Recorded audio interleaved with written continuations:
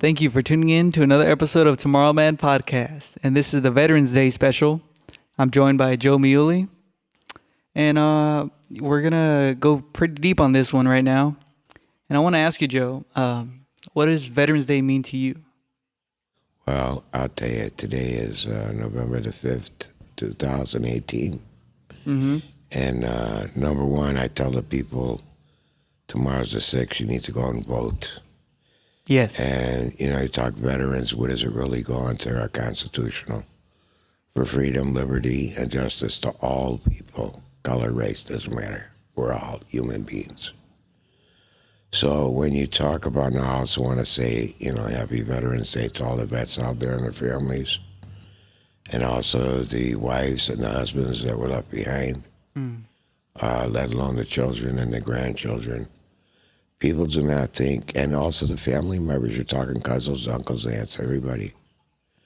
People don't understand how war and incidences of war actually affect people.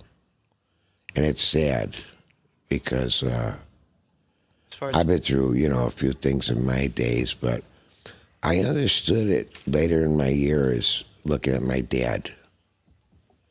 And it really, I had to go to the Lord with this. I had to pray about this because it would have never came out as it's coming out now. Yeah.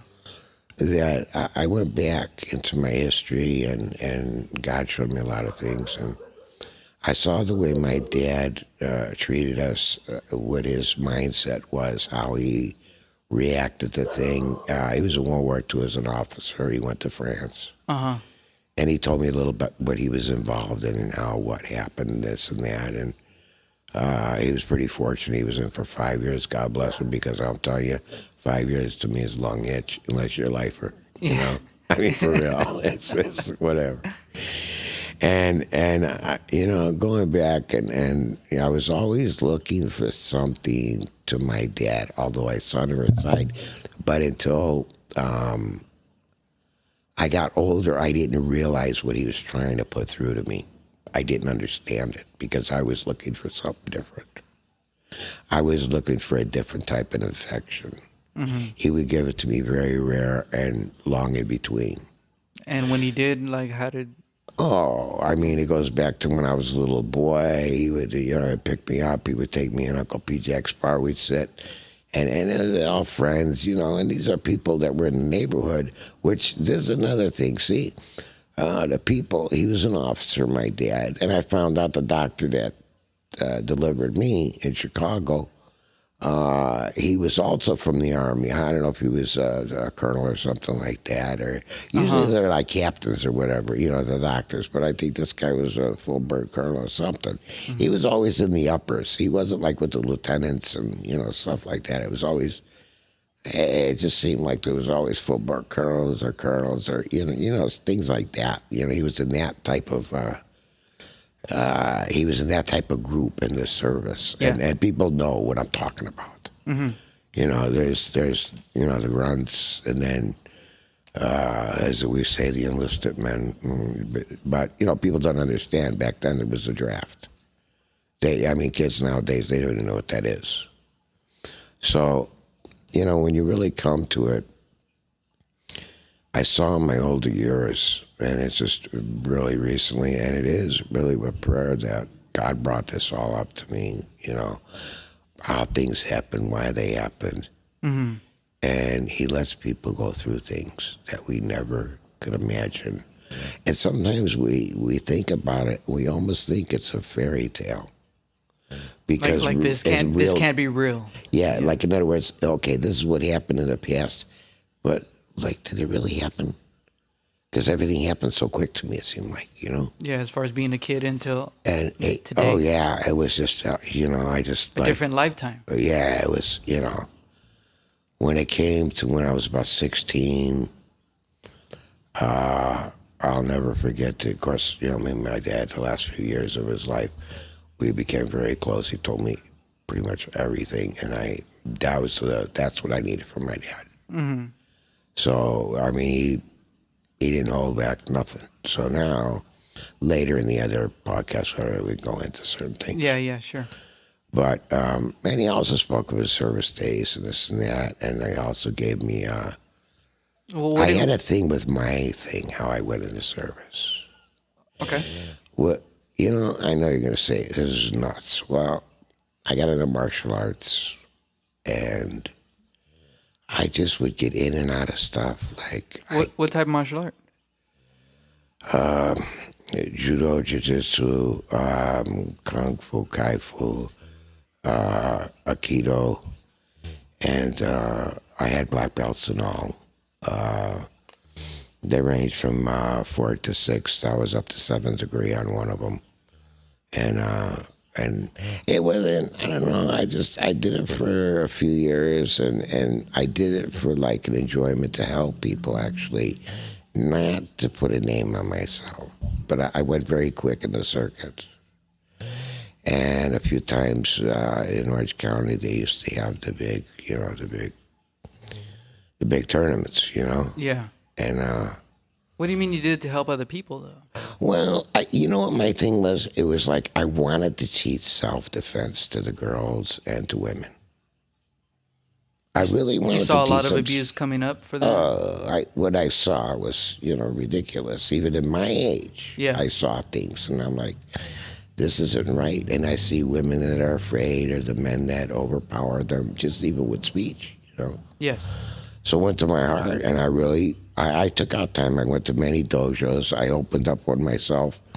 At the time, it was San Fernando Valley State College. I went to Pierce College. I opened up another one. So like this night I would teach here. That night I would teach here. And I didn't charge them. It was free. It was free. I go in there, and it wasn't like nowadays. Like if you have to have this and that and everything. I had to go get certified as a legal weapon one time. After I got my black belt, so you got to go in if you're going to teach. You're going to start teaching. You got to do this and that. So I went to the police department, West Valley Division. They imprinted my feet to my forehead, and I just had to sign this, that. And the instructor had to sign this, that. That was it. It was over. That was it. So now I was allowed to teach. So they wanted me to come, and they were very surprised because, in almost the way I think through my determination, I was taught by this guy. His name was Ralph Gadori. But he was taught by a guy named Ra Chung, and Ralph Gadori had a red belt, which is the highest. I mean, that's like, there's very rare few. He went to a monastery, and he lived across the street. It's higher than black belt? Oh, yeah. A red belt is like, No, I mean, I don't know. It takes years and years. This is total. They go through things that you can't even imagine. You know what I'm saying? And he threw me through a few of these things. And he lives across the street from my parents' Oakdale and Chase when they lived there. I was younger. And I was going to high school then in my early years. And so he started to work out with me, and I got very heavy into it. Now, in the meantime, I'm jumping from this college to that college to about 4 to 6 dojos on Sherman Way in the city of Canoga Park. How old were you around this time? This time I'm probably close, I would say, I think I was give or take a month, just before I was 16. And I already qualified for the senior division because at that age I also was weightlifting, and So you were already pretty big. I never looked at myself because I wore big sweats. Honest to God, really. Yeah. If he couldn't do it 10 times, my thing was you couldn't lift it. That's my workout weight. Okay. So I didn't know, but thinking back, and it was true. That in all the fights I got into, that when I left the weights, I was pumping 750 with my legs, and that was my knees all the way up to my chest. If you want to look at a machine, because I didn't like to rely on people. I wanted to. I'd work out for hours, and I started off. It was my. The summer of my going into the 10th grade. my sister gave me a set of weights. 110 pounds. I couldn't lift them to my. I got them up to my knees. I says, oh boy. But then I wanted to go to the gym because I was interested in football. So you got to start working out, and then it's summertime to get ready for next year, so you can work out with the football. You know, I had it worked out with the coach, but I was weightlifting from 7 o'clock in the morning, and I'd be weightlifting hours. It was like it was a high in itself. Yeah. When my muscles ripped, it felt good, and I ate. I mean, when I used to come home, I'd sit there, and my dad used to look at me. I'd go to the refrigerator. Oops. My dad used to buy 8 gallons to 10 gallons of milk for real every so many weeks. So, would you just chug one to the face? Or? I went in the fridge one time, and I came home from practice and stuff. I came home, and I was, but I was thirsty. So I saw half of a gallon of milk in there, right? So I went to the fridge, I pulled it out, and I sit on the table, and I start swigging it. I put it back down. My dad says, are you going to finish that? I says, yeah, Dad, I'll drink it all. He says, okay, let me see. He didn't mind how much you drank. He just didn't like waste. And you weren't really allowed to drink out of the milk carton. Yeah. We you had to pour a glass. Like that. So anyways, I finished it. I crushed it. That's the end of that, right? He just looked at me like, what the heck, So, okay, so, you let it go and stuff. And I ended up, I think at the time, and this is like I said, 10 times, and then you wait, you do other exercise, and you go back to it. So it's not like once a day you do this. Mm-hmm. You do it several times during the day. So it's not like once you pull up 750, 10 times, you're done. So by doing all that working out, but doing working out that much, you didn't have time for football after that, right? No. Actually, I started to work out, and for some reason, there was guys in there that were weightlifting, get ready for football, and I was looking what they were doing. They were seniors, big guys. And I got on there, and it was like, a guy. They would coach me here and this. They tell me, and I always got along with everybody. Didn't matter who it was, I always got along with them. It's no problem. So they would tell me what to do, this and that, and I start following, and then I just got into my own thing. And like I said, 7 o'clock in the morning. In fact, one time I'll tell you a story. I didn't come home all one night, and it was so much I was weightlifting. So I weightlifted in the morning, of course, and I had either wrestling or weightlifting in the afternoon. And then after school, you can go there and you could pump, a couple of hours, if you want. Well, what happened was I was really tired, and they had this room there off to the side in the weight room. My brother Mike, he'll know the room. They used to keep the football helmets for the football teams, varsity, JVs, and I think the B team. Mm-hmm. So they had a bench on there. So what I did was the door was open. I just went, and I figured I'm going to shut the door. And I'll just lay on the bench for a little bit. I'm going to rest, and then I'll do some more pumps, Well, I was asleep. I was really tired. So I get up, I open the door, and it's kind of dark, but I could see a little bit.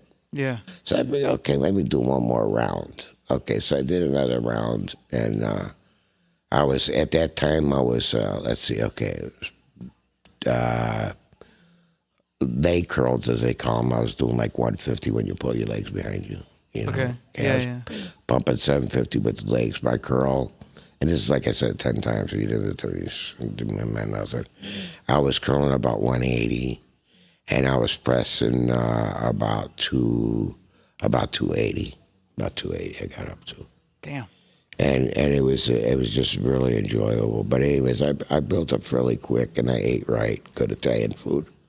I'm telling you, it could really fill you up. You're all proteins, everything. There's a lot of meat involved. And so I built up kind of quick, and then it seemed like, when I was small, my dad used to, maybe I deserved it. Sometimes I really didn't. He said, that's for next time. He always would do something. Give me whippings with a belt or whatever. Yeah. And this was the way the Lord showed what happened in the service. So long story short, let's go to the fact. I was in the house one time. Me and my dad, everybody knows we would argue here and there, and I think like 2 weeks back or something, it was a Sunday, everybody's over, and I don't know who said what. Before I know it, go in the bedroom, and here I'm 16. I'm big, you know. Yeah, you swole. So I go in the bedroom, and he takes his belt off. I said, oh my God, what am I going to do? Play the act. Okay, ow, ow. And I threw myself in the closet. I was just laughing, but he was at me, right? Ow, I figured, okay, he hurt himself probably trying to strap me in the closet, right? I'm like, this is stupid. Yeah. I just came out, looked at my mom. She looked at me. I go, just raised my eyebrows. My dad goes, go ahead, sit down and eat. Yeah, always had to sit right on the right-hand side of him. That's what it was. So a few days later, I was still aggravated at him. And he thought, to my dad, it was gone. Yeah, no, After he spanked you, it was over. Yeah, he was like, it's okay, it's over, But you still felt the sting. I was pissed off. Yeah. And I'd always, in fact, in the last couple of years, I felt like I really let him win. We used to have a thing from when I was a little kid. We used to arm wrestle. Yeah. And so my dad, I said, hey, Dad, you want to arm wrestle? He said, yeah, come on, pull up a chair. See, I always let him win. Even a week prior to that, I let him win all the time. Mm-hmm. What's the time to stand up, So put the elbows or whatever. It did, okay. I slammed him. I just slammed him. Just one shot. I said, Dad, it's no more. It's over. And I looked him at the eye, and I walked away. My dad was very somber, and he leaned in his chair, and he leaned over, and he sat there for quite a while, close to an hour of that. And I went and did my thing. And my mom asked me, like, what happened? I told her. I said, his pride, everything was hurt. It was hurt. And I was still pissed off at him. I was just like, I'm done. You're not at me no more. I'm done. I'm not going to pretend I'm afraid of you. I'm not, it's actually respect for your parents. I never had them to this day. Yeah. And so a few days passed by, and we were in the kitchen. Me, my mom, my dad. It's before I went to service. And standing there, my dad got mad at me for something, probably for being out late. He didn't like me being out late. I was always out. Well, I don't think any parent does. No, they had reason to worry with me. Yeah. No. If it happened, it happened to me. I mean, it's really, my mom and dad had, God bless them, I don't know if I could even handle half of what I put them through. Yeah. But what they knew, I went and they saw me come home, like certain situations. My mother would start crying. I mean, really, I got some fights, bad ones. But there's very few times I didn't walk away, So anyways, I was there in the kitchen with my dad, and I was still pissed off. He got mad for some reason. Oh, here's where it started. He said, go get the clarinet. I'm going to get the saxophone, get the sheet music out. Let me see how you're playing. And at that time, it's been only about a half a year. I I didn't want to join the high school band. Yeah. It was kind of like I wasn't there. Were you still practicing, or you weren't really practicing as much? No, I was kind of, tooting around a little bit, but that was about it, I mean, it was just prior to that. There's so much. We'll just go into from here, and you'll catch it later. You'll see how that even helped. So we sat at the table, and he got us on a sax. He played the sax great. He was really a good musician. And they told me he sang really well. I never heard him sing. And while around the house, he used to play around, He was okay. Just having fun. Italian style singing. Okay, so in the kitchen, so we played. And my older sister, heard me play a little tune one time. And I think she was surprised what came out of my mouth. Because really, I got a gift from God. It's it comes from inside when you play. Yeah. You sing through your instruments, okay? Oh yeah, I agree. So we were playing, and so we were done. But what happened was, he had saxophone music. So what I had to do is I had to read off the sax music, but you have to compose. You can't just play what's there. It's not going to match, Even though you do E-flat instruments, you got different, It's a different part of the register. Yeah, right? like a sharps. Maybe I'll play sharp. He plays a regular F. I got to change it to sharp. Otherwise, we're not going to match. So we're playing, and it was only for a few minutes or whatever. Okay, so he was done. He was a little winded. I don't blame him. He was older. He still did good. He read. And he had to be a 1, 2, 3. He was that kind of guy, So we played, and I was okay with it. And biggest mistake, I think, was when my mom opened up my mouth, and she says, Joe, he played more beautiful than you have ever played in your whole life. Well, that was another hit from my dad. And I just put the instrument away, and I put it away. He put the sax away, and he just kind of, that's 2 hits from my dad already, okay? And I'm like, okay, let's see if he drops. Just leave me alone. Yeah. He knows my lifestyle. If I'm not working at night, all night, even if I go to school, it doesn't matter. I'll work 8 hours at night. Or I'm playing around after night, I come in stroking around 6:30 to change and go back to, Yeah. That's what it was. Like I said, I was busy. So not long after that, here comes. We're in the kitchen again. Just me and my mom and my dad. And I don't know, something happened. My dad started yelling at me. And he was starting to put his hands around it. I remember his belt. Like he was going to take it off. I says, Dad, you better forget your belt. You better take your best shot. Because I'm going to knock you I'm going to knock you out. Yeah. Right then and there, my mom stood up, started screaming, crying, and yelling, Joe, he'll kill you. That's what he was telling my dad. I'll kill him.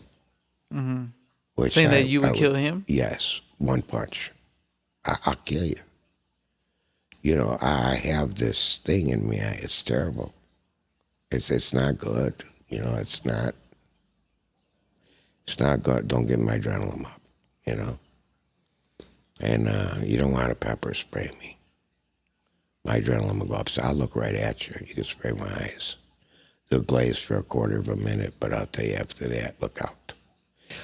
It's weird what happens to me. I can't explain it. But like I said before this, I prayed to God, and I want to come to, the fact. So I told her, take your best shot because I'm going to knock you out.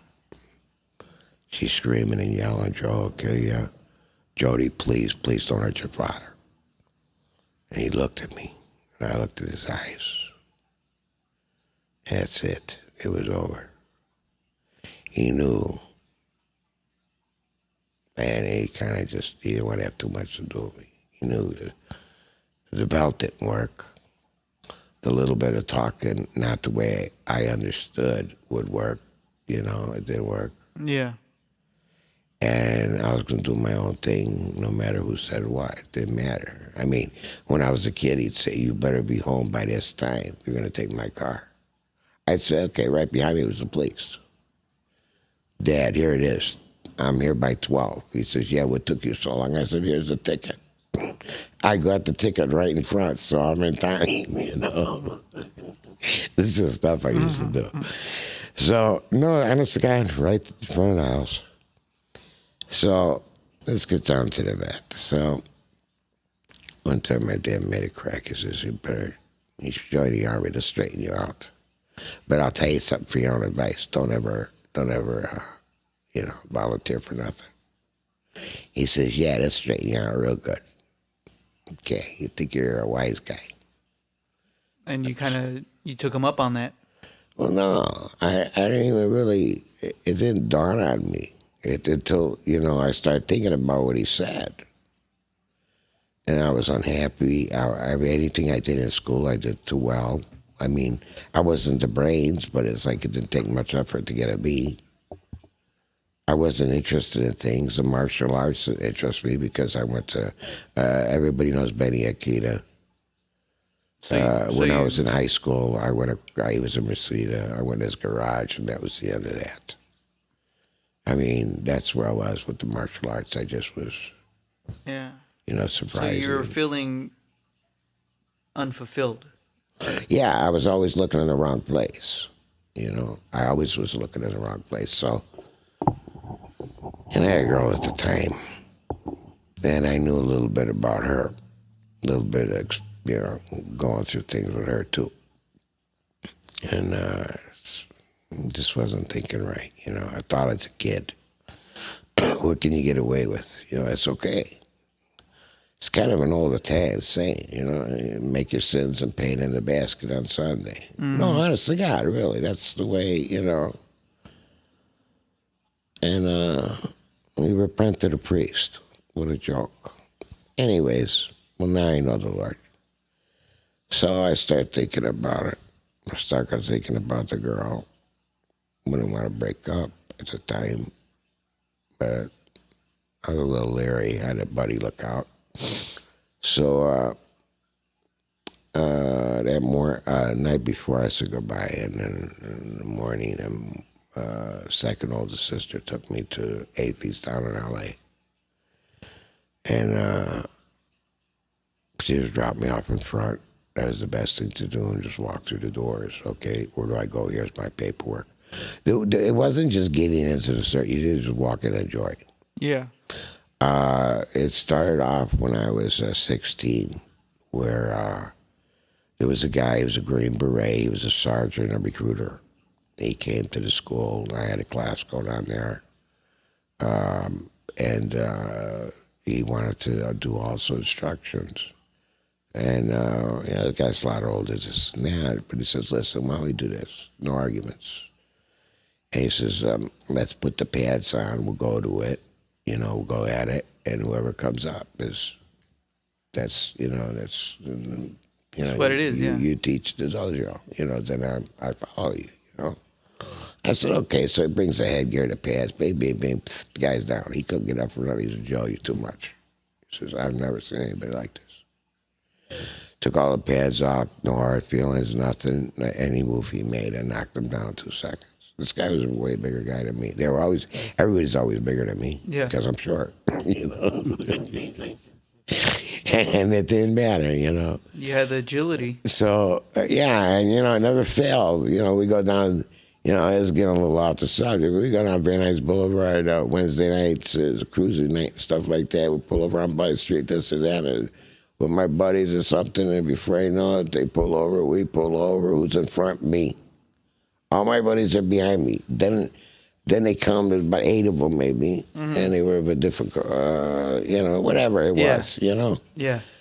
And, it was always a 6'4" guy in the front. And I'm like, oh my God, here we go. And I couldn't stand when they, it was bad enough using the fists. And the bats and the chains were okay. But when the knives came out, it's like, you're really pissing me off, That's not a way to fight, let alone the chains. But if you know what you're doing, you can get it away from the guy clown. It doesn't take much. Yeah. So they actually hurt themselves. That's my whole thing. It's really them hurting themselves. I just found a very easy way of doing it. It just happened. They flipped themselves and everything, It's just the way you move people. It's amazing. I'm not as good as people think I really am. It's just I learned how to fight for my life. I fight like now I would say I would fight depending on the situation. I would more or less, I would rather step back and let them say whatever they want, that's fine. But if you touch me and I feel you're a little bit more aggressive, someone's really going to get hurt bad. And I would really feel terrible afterwards. But there's nothing I could do. It's where it'll go down. And it's only with my hands and my cane. I walk with a cane. It's the best deterrent. You know, they think you're old, leave you alone. And I don't walk with the best. I don't walk straight up. So, I walk the way I walk. But all of a sudden, surprise, and what it is, it is. Anyways, that's not Yeah. important. Going back to the recruiting, right? Yeah, so what happened was he knew about that. So, okay, I was teaching in a school, and he was following me, and then we started talking about the Army. And I talked several hours with him at the high school and also in the recruiting office, and we got to be friends. And he says, a program you can go into, Joe. And he says, I see a lot of potential in you. But you don't know what you want to do now anyways. You know what? You get a GED right here with me.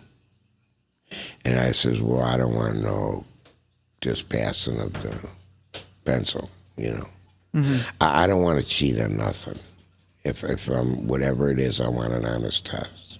He says, no, it has to be. And it's an ink. So there's no fooling Fucking around, yeah. Yeah, and everything's numbered. Right. So even if I didn't complete the test, he still has to turn it in. Everything's numbered. So I went there one day. I took a test. I don't know how many hours it was. About 3-4 hours.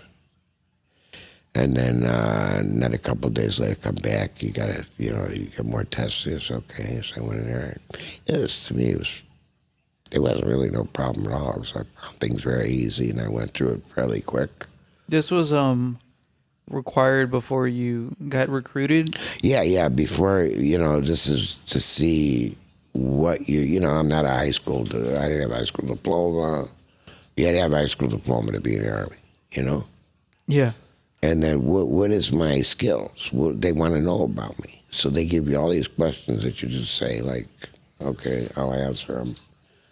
Some are aptitude, some are intelligence, some are,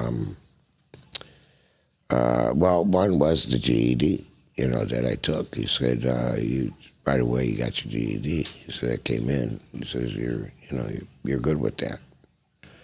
He says, now we have a program that because the age you are, and, you probably want to get a couple things settled and stuff and get things. I can sign you right now, and it goes towards credit, towards your points. Mm-hmm. I go, what do you mean I understand? He says, no, you be like, a few months where, you could get your stuff together, whatever, like that. And I said, okay. I says, and then, so that kind of time in, right? Yeah, okay. And then I took another test, and I guess in the engineering department, but it was mainly in heavy artillery that I qualified for.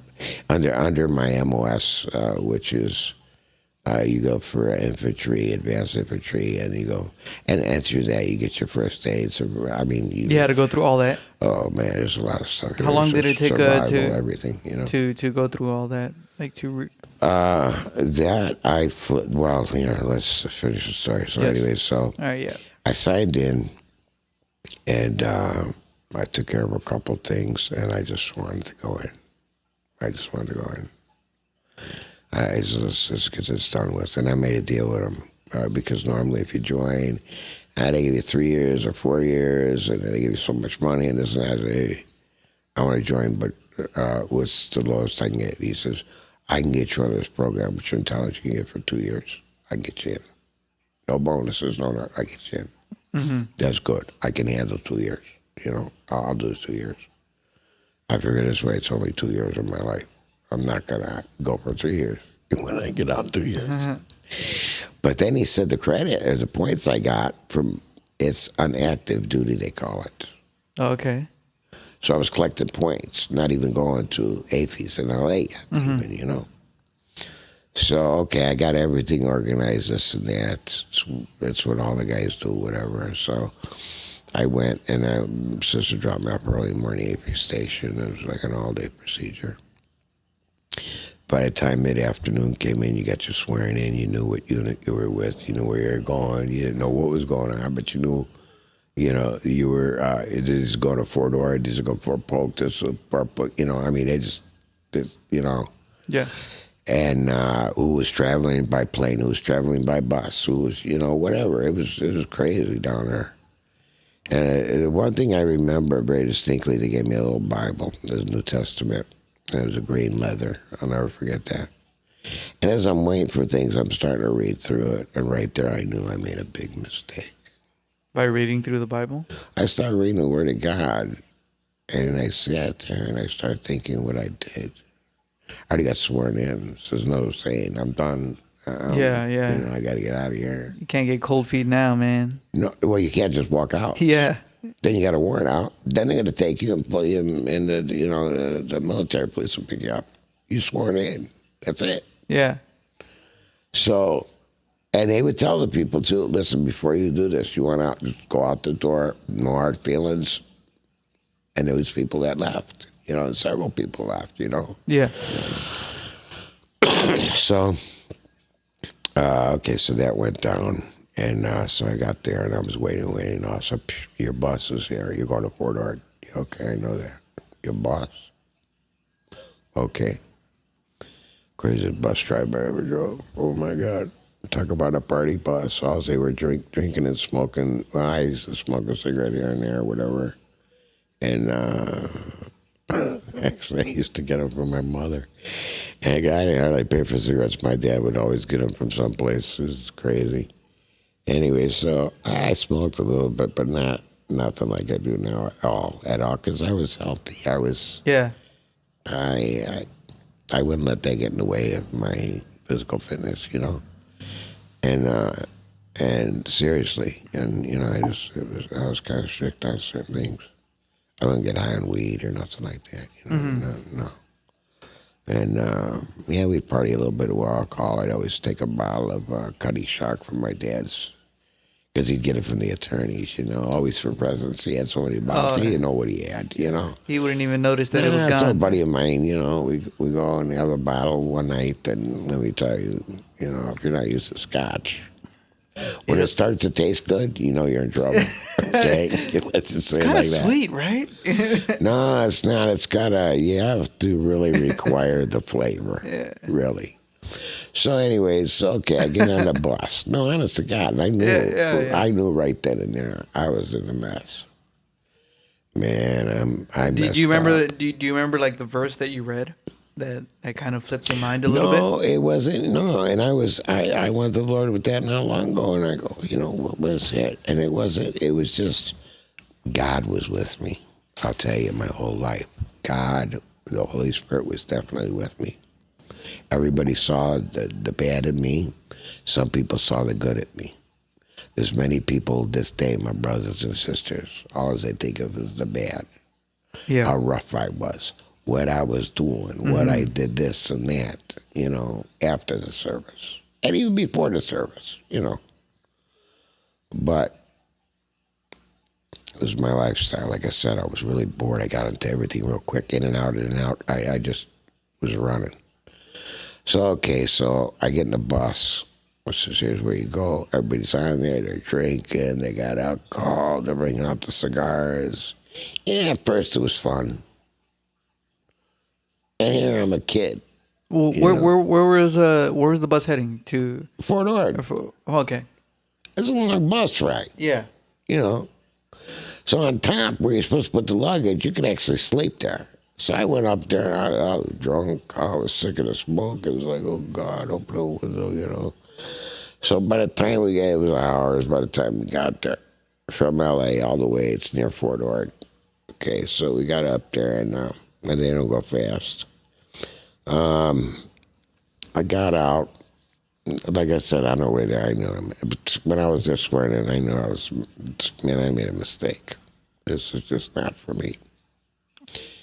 I got to go through it because I'm not going to have my dad ever say, which I went through, and I'll explain. Yeah. And I don't want my dad ever picking at me on this one. So I went, and we live in a lovely neighborhood. Oh no, it's all right. Yeah, excuse me. Yeah, it's okay. So that's all right. So God bless. But he doesn't serve soft serve. So, anyways, all right. So I get there, I get off the bus. They're calling my name. They're screaming my name. And you're tired. You're coming off of really. Thank God I didn't throw up. That's how drunk I was. It was bad. Yeah. I was sick of smoke, not feeling good, tired, hot, sweaty, stink of tobacco. You could feel the stinkiness on you. It was bad. They're yelling at me. I get off the bus. The exact words, "You Miulli?" I didn't know who he was. It's private. Yes, sir. Everything's yes, sir. Doesn't matter. I'm going to say yes, sir to everybody. I don't care what. Except that you learn the ranks real quick. You don't say, yes, sir to this one. Yes, whoever major sergeant, or yes, drill sergeant. There's different ways to say hello. Yeah. You learn real quick. So what do you say? So he says, you are a fuck up. Excuse my language, Really? Okay? Yeah, you're on the wrong bus. And I'm like, man, I know I am, like this whole thing is wrong. So he's pulling fire, dude, let's go. And I said, okay. So everybody I don't know where everybody else went, but he took me, and he made me stand outside of a concrete building. Just stand there? Yeah, stand to make sure it didn't catch on fire. And you go around it. There's a couple sentries, call them whatever you want to call them. Mm-hmm. We don't got no good. We came right off the bus with our own clothes on. We're in our own clothes. It's cold up there. I'm like, okay, So, and you go just with your clothes. You don't go with a suitcase. That ain't the way to go in the Just the clothes on your back? Just the clothes on your back. That's it, So, bring change all the way. No, let me tell you. You wake up real quick. So, anyways, that was the first night. And it seemed like it lasted for pretty much about a week and a half. Yeah. Did you sleep? Yeah, standing up. It was wonderful. Freezing, standing up. And I was alert. It was the oddest thing. I just started to adapt to it. And then that was the new barracks. Now we had to get registered and processed in. They put us in the old barracks, the old World War II barracks, all wood. Basement, that was the bathroom and the shower. You hear the stories. You're right next to your buddy, and the seats are right next. There's no partition. There's no nothing. Oh, yeah. So I used to go to the bathroom about 3, 4 in the morning. I felt very comfortable. I wasn't going to be a guy with the newspaper in front of me, crapping out loud. You know what I'm saying? I just, you went when there was nobody there. Yeah, that was my time. Yeah. I was just comfortable. Yeah. It was like I wasn't embarrassed. I take a shower, there's that. No big deal. 1, 2, 3, I'm clean. I used to dry shave anyways, my whole life. I dry shaved. And at that time, I didn't have a little mustache, So, of course, that came off right away. But, so you get processed in, they give you clothes, and they give you money, but you got to pay for your haircut. And then they give you money so you can go to the PX and then go get, you had to get a toothbrush. You go from, to the barber, and what they do is they shave your head. You're shaved up and down, left, whatever you got, you're shaved. And then they scrape your scalp and they put this stuff on it. I guess it's for lice or whatever. I don't know. Like a delousing almost or something? But, oh, yeah, it's total. You never heard of one person with lice. Never one. Never. Spinal meningitis and everything. I seen them cart them down, and with the litters.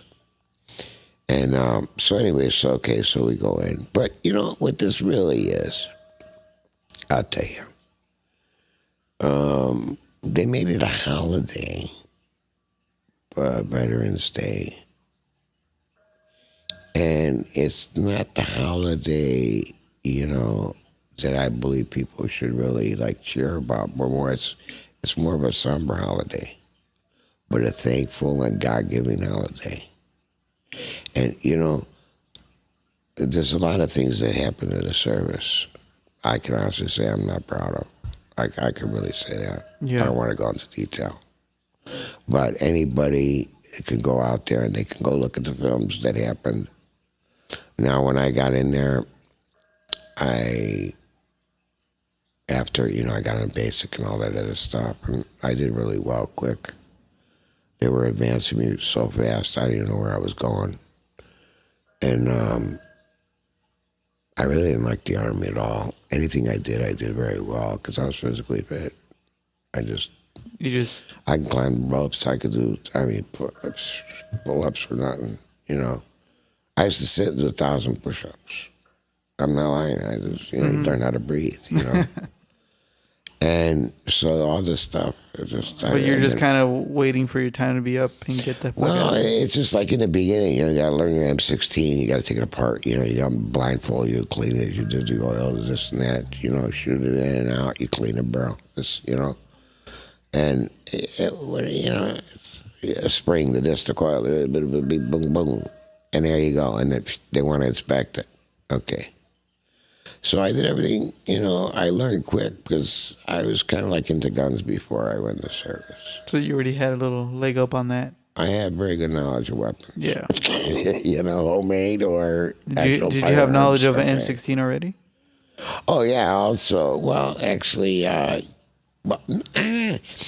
shot them, through buddies and stuff like that, And, and there was one I really liked. This was 22 Hornet. You say, what's a 22 Hornet? Well, let me tell you something. Get behind it and you'll see. It's an amazing rifle. Beautiful. And far distance, let me tell you, you're talking a mile, you can hit it. I've never shot a gun before. I shot a BB gun. I've never shot a gun. Yeah, you know what? I never felt the power behind the gun. I never felt the gun gives me power. Never once. Never once my whole life. Is that the... Okay. A lot of people, when they get in the service, it's like they're, they sit there and you get the sidearm or you get your M16 on you, you're fully packed, whatever, and, they're just all of a sudden, they go overseas and they change. They change. You change in basic training, advanced infantry training. You change in your MOS. You change. You don't know yourself. Well, they scare it out of you, right? Basically, and no, they don't scare it out of you. It's almost like it's a way of actually saving your life. Like I said, let me tell you real quick. Because they give you like such extreme pressure to get certain things done that Well, I look at it this way, and my dad taught me this because of when we raised the animals. If the animals got to get fed, you feed it now. If you got to clean up, you got to do it now. Get done when it's over. So that stuck with me. I was up at the line in my sleep, bunk mate, everything perfect, 3:30 in the morning, sleeping, standing up. Now, they didn't come in kicking buckets overnight until at least 4:30. Mm-hmm. So I was always there, and they were amazed. They looked through everything. Everything was the way it was supposed to be. And it's so odd because it wasn't, but within a month, 2 months tops, I says, I wonder why I always, because really I wondered, why do I fold my T-shirts like this? I feel very comfortable. I could do it in my sleep. My underwear, I fold a certain way. No, seriously. Mm-hmm. I go, where did this come from? Because when I was a kid, my mom did always my laundry. She always did my laundry. It was in the drawers, Yeah. And even if I was out, and then I come back home for a little bit, it was Just for a moment. thing, yeah. And then it dawned on me. The Lord brought it to my attention. It's from the Army. And I go, oh my God, it is. You still do things automatically sometimes that you don't realize that you learn in the service. Just becomes a part of you forever, right? Yeah, you don't even realize you pick it up and that's just the way you are. My earlier years, prior after service and even after. How long did you serve for? Under 2 years. 2 years. Under 2 years. I came home the first time and no one knew really what happened. But they thought I was out of the service, And in fact, my cousin, he reminded me, he was with my dad. I don't even remember him in the car. He says, yeah, I thought your dad was pretty mean, calling you a yellow belly and stuff. I couldn't tell him anything either. But I wanted out of the Army really bad. My dad, So I don't know what happened. Like I said, I don't remember my cousin there because my head was someplace else right then, It was very quiet. And pulled my door over to Miss Science. I was done. What we were talking about, I said, I got to report back. He looked at me. And then my whole family knows for about a year or so. Jody wasn't around. Never came around, never did nothing. No? No. I had to go back. Because I was a stupid ass and volunteered. There's things that I don't even want to. When you get into Green Berets, you get into stuff that, special services and things, You know what you did.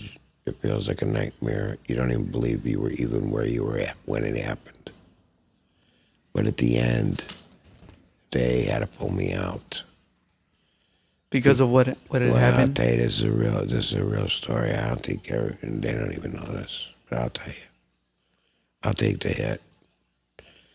I got to the point, it didn't matter what it was, I did things that I would go on missions that were just, usually older guys, guys with experience would do this. Well, they saw I adapted very well. I was able to sleep underwater, sleep standing up, sleep, you name it, I could sleep, but alert, very alert. People want to know the gory stuff, go look at the old films, you'll see it, go see what happened. There's plenty of that online. And so I went through this, and only my oldest sister kind of knows. And it wasn't until then my dad, later, about 2 years before he died, prior to that, about maybe 2 or 3 years close, we started talking, and I started showing him stuff, because you had to show him things, otherwise my dad would say, it didn't happen. Blah, blah. Yeah. This is good, blah, blah, You had to prove to him. So I showed him a few things, and then after I was done, I took my DD to him, ripped it up. And, in fact, I did this, The stuff you showed him, was it photographs or? No, it was my DD discharge papers. Oh, your discharge papers, okay. Yeah, and it gave a list of everything, what was on there and things like that. And it's something to be proud about. Other people would say, not bad, but see what happened at the end, they had to pull me out. I was almost to the point of uncontrollable. I was too nervous, and to this day, I'm still like this. If someone says they're going to do something and I feel like it's a real threat, I will be in front of your house. I will see you. But I don't worry about that stuff no more. Yeah. None at all. But given the experiences that you had there, yeah, I told my dad. Is that what kind of put your head in that head state? Well, I mean, I got a situation that I shouldn't have been into. And then I just got out of hand, and they didn't know what to do with me. And then I think that's when this is the only thing I could think of, because of course the Lord healed me, but I had an occlusional stroke. And if someone really digs deep, they'll find it. Not the occlusional stroke, but they'll see I had a problem with my eyes. I got this nervous twitch, both of them. Mm-hmm. They started to blink, and they didn't know what to do. Okay, so then what happened was I started to, I don't call it a nervous twitch, whatever. My eyes kept on blinking even when I was sleeping. They would blink. Like open and close? Yeah, they would just automatically, like, I remember it so clear, just like this. Yeah. No matter what I do, I could do it and do it well, but I was like, if something had to be done, I was too afraid of things. So then I would get myself involved real heavy into it. And they're just like, what in the hell is this guy doing? Like you would get so deep into it. Yeah. He's like, wow. And guys start listening to me over and above Louis. Because they go, this guy here, he go in the front. He ain't gonna play games, he can go in the front. They actually thought I was in a few tours. He's like, no, it's my first one. You're nuts, buddy. This is, I think, the representation they took. We never talked about it. There was a lot of things that happened, and I won't even get into that. Yeah, okay. But, so I had this thing, so we got something, we got to get him out of here. We got something back. So they brought me back to Fort Ord, and did they run any tests on you, or was that yeah, stroke? I had to go through several tests, and what happened was, see, here's the big one, right? This is how goofy things happen with me. I get back, and they put me in what they call a holdover bay. You got to go see like Louis and captains, and a doctor, psychiatrist, this and that. They're wondering what happened, what went wrong, where are you? They asked me all the questions. I passed everything, mentally healthy. Okay. And then a few days later, so I'm there, and all you do is you sit around, you have chow 3 times. No one tells you what to do. Right. They don't tell you nothing. You want to play pool, you want to go to a show, you want to do it. No one tells you nothing, They say lights out at 9, and you go down to the bar if you want. No one, when you do service, no one does nothing. So they really, you get away with a lot. So anyways, back and forth, a few weeks, quite a few weeks. And this is what we can't. So in the meantime, what happened was the master sergeant, when I just got there, he wanted to see me. He says, he was surprised, and he says, I want to call him up, I want to see him. I'd say the guy, well, he had white hair, he was a thin guy, okay? You crack him like a peanut if you want to look at it like that. Yeah, he was an older guy. But it's what he said. He says, he looked at me, stood up, did his pants belt, kind of put out his chest, a little man. Really, it was a shame what happened.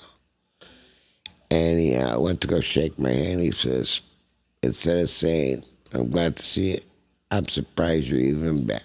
Well, it didn't take much. And the truth of the matter was, I shook his hand, I hit his elbow, and I broke his arm. Then he spun around. He broke his own ribs, hitting his seat. He fell backwards. What? And they had to wire his mouth and everything. But all I did was give him one whack, and then he fell into his own chair. So this guy got damaged big times, okay? Wait, why'd you hit him, though? Because I'm surprised like you made it back, that attitude I never liked from this guy from day one. I remember him. Yeah. I never said nothing. I wouldn't look him in the eye. I knew just what to do to bypass this guy. He was really a nudger, know? And then you had, when you just get in there, you got drill instructors. You got the good and the bad guy. Yeah. So you're playing all these games, and you got the master sergeant. So, but like I said, I just shook his hand with my left hand. I hit his elbow. I figured, okay, we'll just call it. What they're going to do, let them do it to me. I don't care. What are they going to give me, Yeah. Just show me the break, what? I don't care. But the problem was he spun around, and he has head on the wall and everything. And so he couldn't roughly knew what he did. And I told one of the guys, I said, yeah, I shook his hand and I broke his arm. He spun around and his head on the wall, this, that. I knew none of it. I was on the side of the desk. See, a lot of times my fights would end up like this. It was amazing. I do one thing, and before you know it, the broken bones, wired jaws. Concussed? Yeah, because I knew, that's the way I am. Mm-hmm. So they were going to put charges on me and this and that, and then they went through my record. They went through my, deep service record. And they says we can't give him a medical because of his record. We can't do that to this guy. We can't give him an undesirable, but this time, look at his record. We can't do this to him. We can't let him. So he's going to get the full amount, but this time we're going to bust him down. Just bust him down to a buck private, enlist it. So they lowered your rank to private? Yeah, I went up, up and down. It was ridiculous. It was stupid. It was, the rank doesn't mean nothing in the Army. It really doesn't. It's, it does, trust me, it doesn't. And And, yeah, yes, sir, this, sir, but when you get behind closed doors, it's what it is. Just I don't care people. if it's a sergeant Yeah, or what. yeah. It's totally different. The one thing, you can't have a big mouth. You got a big mouth, then you end up with problems. So the short of the story is they got me out as a buck private basically. And they didn't take anything away from me, but the next time I went to go get my DD 214, the wife, Norma, my wife now, she saw it. It was totally blank. It was totally blank. And I says, how could this be? I took it and I got mad and I just ripped it up. I didn't want to read the rest. It was blank. Blank. Like I didn't, I'm just Like you didn't do between this anything. time and that time, I was in the service. I got an honorable discharge. Everything that was written down, typed in, was not there. She saw it with her own eyes. Nothing. Did you call them up or? No. I looked at it. I ripped it up. I said, I don't care. I don't care. I don't care. What I went through, none of my brothers and sisters believe. I know my older one does believe me and stuff like that. And you know what? People, they get medals, bronze stars, this and that. And Purple Hearts. Hey, Purple Heart, God bless them. They deserve it. A Purple Hearts, no one wants it. I'll tell you that right now, buddy. But here's, the whole thing really comes down my later years with my dad. Then when I showed him, and I start talking to him, because that is about 2 to 3 years before he died. Yeah. After he knew the real story, and he knew it was real, because apparently he told me since they called him from Fort Ord, they called my dad and talked to him. He told me, Colonel. And they were saying they were having a hard time with me. And he says, you just give him time, give him his own space, He'll come out of it. But I did come out of it in a certain way, but yet, let's get back to the fact. My dad, once he found out, he took a pin he got from France, and I had a veteran's hat. And he says, I want to give you this, and I'm so proud of you. Nobody knows the real story. And I don't need to really go into it. I don't care. I've talked to my daughter, as my wife knows. She's seen the outcome of what happened. Praise God, it's over. I feel like that's over. There's another part of my life. But when it comes to veterans, I'll tell you, their families, the veteran themselves, they suffer because they're always looking for something. And I'm telling you, it really all goes back to God. Look, I've learned lessons that should have never been, but no, I had to press the issue. Because of your curiosity? Oh, yeah. Later in the interviews, you'll see, and then you're going to go, wow, were you nuts? Or where were you? I was always looking in the wrong place. But I'll tell you, the Lord showed me so many things, how he was there to save my life so many times. Literally saved my life. Yeah. Literally.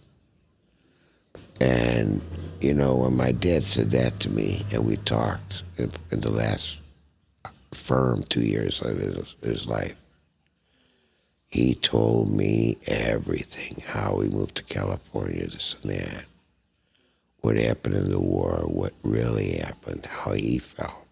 And you know what? It doesn't matter. Any war, any feuds, call it whatever. War is war, feuds are feuds. By the way, I don't want anybody to represent. I was that in the Vietnam War. At the time, they called it a police action.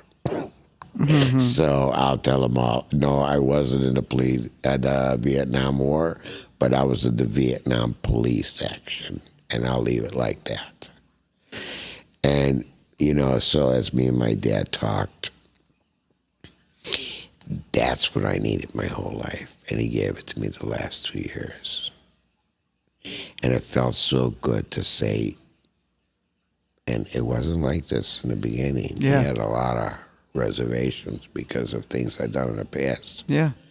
So now he tells me now he loves me, and not only that, but it was a heartly love that you could never understand unless you knew your dad. unless you really knew each other, and we knew each other.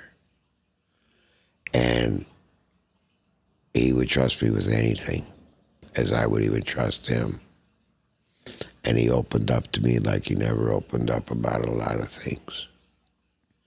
And as you know, I really don't know if my brothers and sisters really know what a great dad we really had. Because he's really an amazing story. And the family he brought up.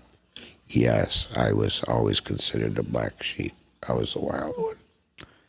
But I'm glad that But that you and him were able to reconcile. totally, and and have that. When your dad tells you he's proud of you and gives you his pin from France, and says you be proud, he says I ain't gonna say nothing.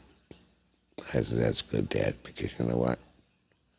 They don't listen to us no more, anyways. Talking about my family, I said, and that doesn't matter. I don't care what they don't know. What I would like for them now to see the way I am now. Because it's the way you are now. And you know, really, I have really a heart for veterans, and I'll tell you why. It's not only them, it's the wives and the kids that suffer, all the family members who, let alone your countries. And it's a darn shame that we live in the United States and there's a civil war going on right now, but nobody wants to admit it. And you want to look at it the way you want. It doesn't matter. They want to go Republican, left-wing, Democrat. Call it what you could, good against evil. If it's right, it's right. If it's wrong, it's wrong. That's the end of it. Mm-hmm. The United States started off with the Constitution of the United States. Where they get that? They got it from the Bible. They got it from the Bible. King James Version Bible. That's how the United States started, under God. As it says on our money, I believe that we disgrace the Lord in so many ways. We shouldn't have it printed on our money. Anymore? No, on any of it. Yeah. Because many people say it, but they don't believe it, and their actions tell their deeds. It just gives them away. Very true. Very true. You could see people drive around, with their bumper stickers and all that stuff, but yet act like total fools on the road. Exactly. No consideration for nobody. Yeah, it really doesn't matter, yeah. People going down the street smoking pot, like they're drinking whiskey. Don't matter. Blowing bowls, snorting coke, doing this, that. It's all over the United States. Doing heroin, this, opiates, all this. And it's supposed to be a happy occasion, Veterans Day. Do we really look at it as a happy occasion, or should we just be I think really it's a day we should all give to the Lord. We really should. We should give praise and thanks to God that we are here. I think people do. People do. They don't like to express it. They don't like to express it anymore. It's tough. Like what you were saying earlier about how it hurts the families, and hard. It's very difficult to lose anybody from any situation, be it the army or whatever. So yeah, I can only imagine that it's very hard to be happy on that kind of a day, because there's so many things that happen that people don't really understand. They say, "Oh, well, he died as a war hero," but did they know that he was running away and not fighting with his buddies? Yeah, the actual details, See? Yeah. So, but you leave that alone. Let the people have their peace. So he died for us, the country. But his back was running. And I don't blame you. Scared, I'd be scared. Yeah, I'd be scared as hell. Like I couldn't even imagine what anybody who has served. You don't run. You don't run. You set your ground. You set your ground and get down low and hope the mortars don't hit you, because you want your side to come up. You ain't going with just M60s. You're going with mortars, flamethrowers. You call it, we got it. Is it like when you're fighting other people, is it just you don't even think of them as other humans, really? No, or is it? No, you don't. You lose sight of humans. It's just like they're trying to kill me. I gotta. Yes. We're in green. They might be in green, but they're not green. They're not my green. Yeah. And, a lot of bad's been done, that really, it's nothing to be proud of. It really isn't. People, they want to look at the gory stuff. Fine, go look at old Vietnam films and see them when they go around and they burn the huts. That's not what I want to talk about.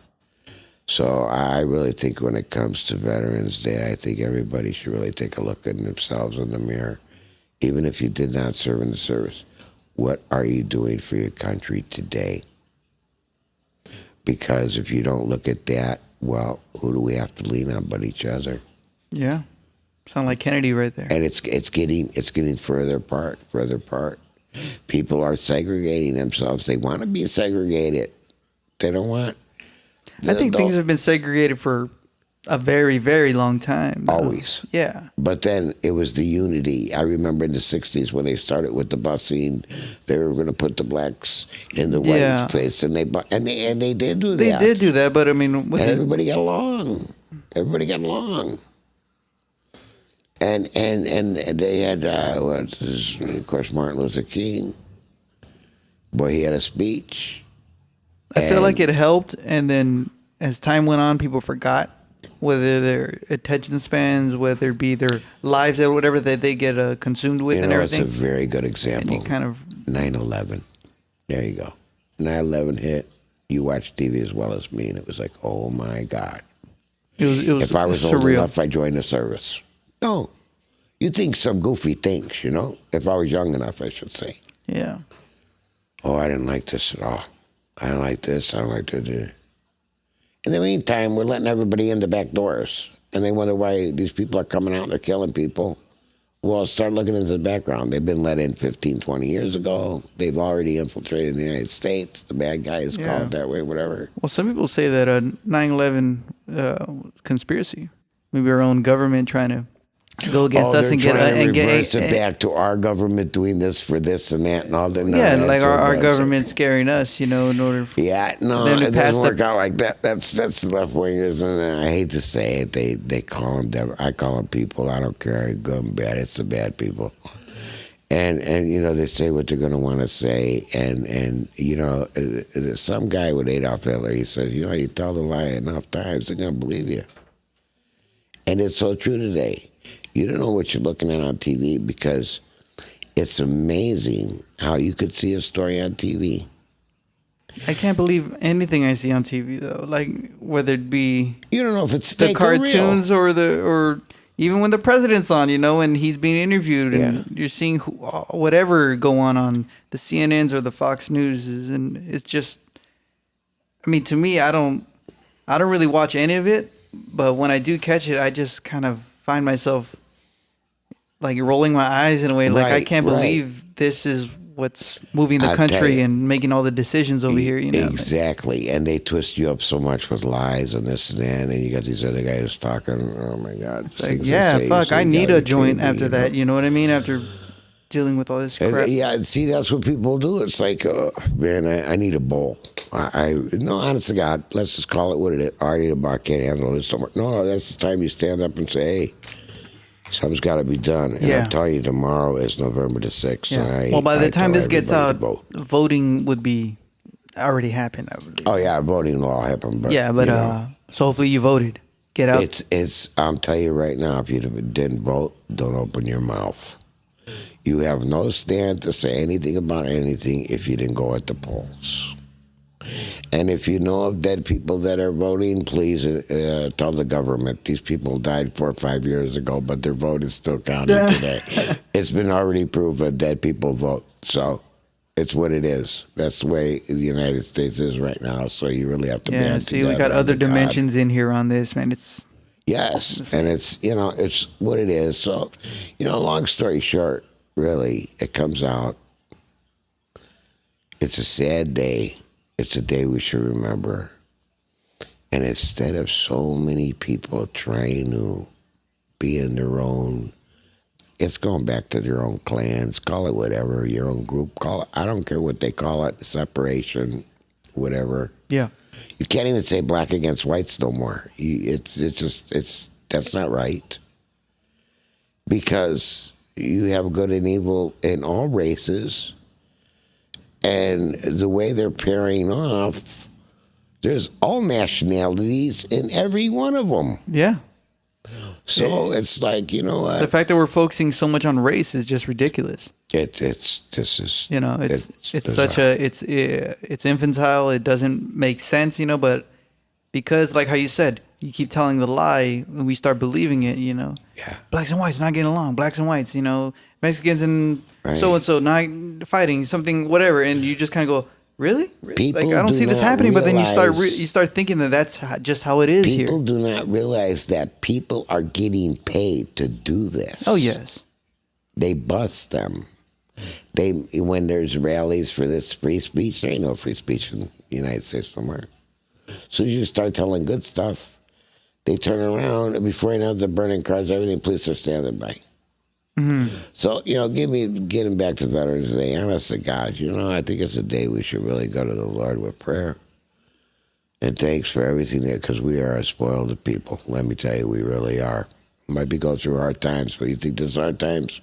Go look at a third world country. Go look at war it's done to other countries. Yeah. Go look just within our own country what war has done, and the separation of people to this day on forth.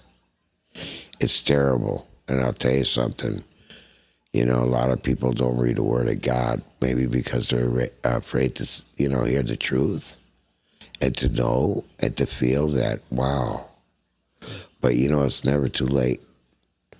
And I believe, once somebody, I'm an atheist, I don't believe in this. It's me. It's, that all these, I've heard them all. Yeah. Well, I'll tell you something. Never read a book in my whole life until I read, Scott, school, everything. Didn't matter what, never read a book my whole life. Didn't matter how short, long, I'd always cheat. I read the Bible several times, different versions, even Gideon's version, which is thee, thou, thou, Mm-hmm. Several of them. And then the Word of God came out. And as I finally got to one that really explains everything, God bless him, Jimmy Swaggart. He was anointed to put out a expository Bible that just really explains what you're reading. And if anybody cannot figure it out from then, I don't say go to the doctor, but you better go to God because something's wrong with you. Then you got a reprobate mind, and people don't know what that is. What happens is, and I know this because the Lord has shown me, He's been with me my whole life. I never saw him. I never looked for him. Then all of a sudden things started to happen and I realized something. And my life's changed ever since. So to give it, these people, they don't want to read. Are you lazy? No, not lazy at reading. They're always on their tablets or something. They could type real fast. They could do everything. Give yourself a chance. Read the Word of God once. And then make a decision. If you don't vote, don't open your mouth. Pay your taxes, as bad as it is. Pay your bills, and don't live, out of your means. And but love really, love your family. Oh, your family comes first. That's it, And I believe the dads, God bless them if there's just the mothers left, but they really need to put the standards back into their own families of the way it was supposed to be meant to be, in the beginning of times. A lot of respect. As they came down in the years, they called them chores, whatever. We had, everybody did their labors, young and old. Everybody ate at the kitchen table. We were blessed.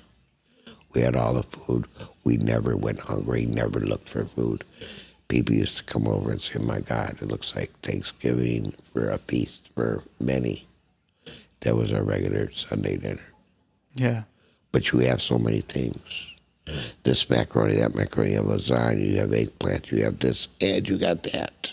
People don't have the time now to do it, to sit and cook. I mean, no. I'm not saying that people don't, but I think with the fast foods and all these delivery services, people to pick up a phone, or on their phone, just order it, do stuff Yeah. like that. Yeah. It's like, let's keep you the junk food and keep feeding you the garbage. And, Yeah. I mean, but, what it really comes to, really, I mean, Veterans Day, and we'll leave it like this. Yes. That I believe it's a day I think everybody should at least give one day thanks to God for all the people that gave their lives or tried to do the job the best they could. And for whatever reason it was, things happened, good and bad, lives taken, lives given. And the people that were left behind and the people that are still here and how it affects the people of today. And I really believe the glory goes to God. And I thank God for every breath I take. It's an amazing life. It's just an amazing life. So as far as all the vets out there, God bless you. And keep me in your prayers. I'll keep you in my prayers. And someday we won't have to go through this. I say praise God. Till you read the word, you'll know then you'll know. And a lot of the born-again Christians are born-again Christians, period. They know what I'm talking about. I'm talking about the disciples, not the people in denominations or religion. Or there's hundreds of millions of people out there like that. Yeah. So they'll know automatically. The other ones, I hope they're interested enough to say, well, let me see if there's something to this.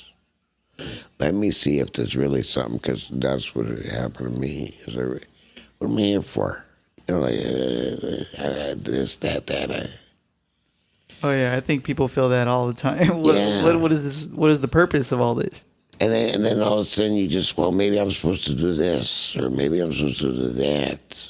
Well, Sometimes it's just shown to you, like as long as you kind of are proactive and get out there and live life, the answers will come to you. You may Right. not be able to see them, but And I always say this, and people are not doing it, and you can verify this right now.